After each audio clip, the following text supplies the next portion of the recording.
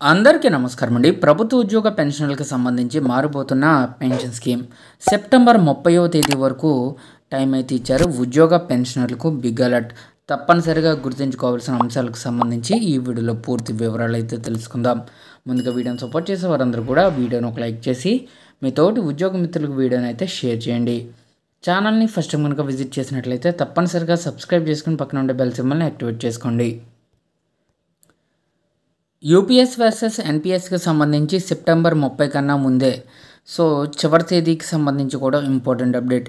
NPS మరియు UPS మధ్య మారడానికి రిటైర్మెంట్కి కనీసం 1 సంవత్సరం ముందు లేదా స్వచ్ఛంద పదవి విరమణకు 3 నెలల ముందుగా కానీ ఏది ముందు వస్తే దాని ప్రకారంగా గుర్తుంచుకోవాల్సిన కొన్ని ముఖ్యమైన విషయాలు ఒకసారి చూసినట్లయితే యూపీఎస్ నుండి ఎన్పిఎస్కు మారాలనుకునే వారందరికీ కూడా ఉద్యోగులకు ఆర్థిక మంత్రిత్వ శాఖ నుంచి కఠినమైన ప్రమాణాలను వివరించడం జరిగింది.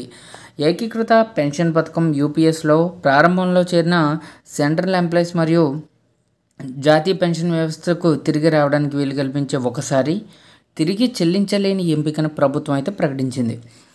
ఎవరైతే ఎలిజిబుల్ అవుతారో ఆ ఉద్యోగులు గతంలో రిటైర్ అయ్యి సెప్టెంబర్ 30, 2025 లోపు ఈ చర్య తీసుకోవాలండి.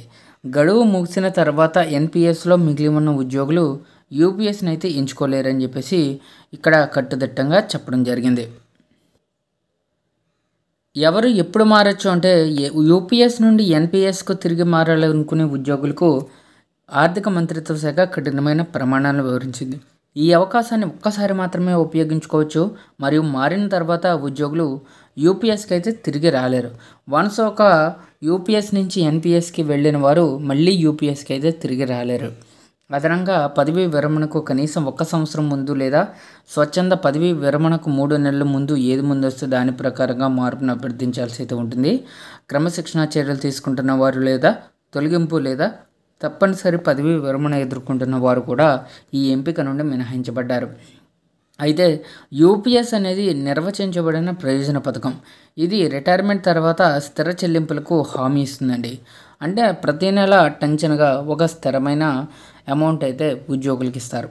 ద్రవ్యోల్బణం నుండి రక్షణను అందించే డిఆర్ఎస్ అలవెన్స్తో పెన్షన్లో లింక్ చేస్తుంది. యూపీఎస్ కింద పెన్షన్లు డిఆర్ఎస్ అలవెన్స్తో అనుసంధానించబడి ఉంటాయి.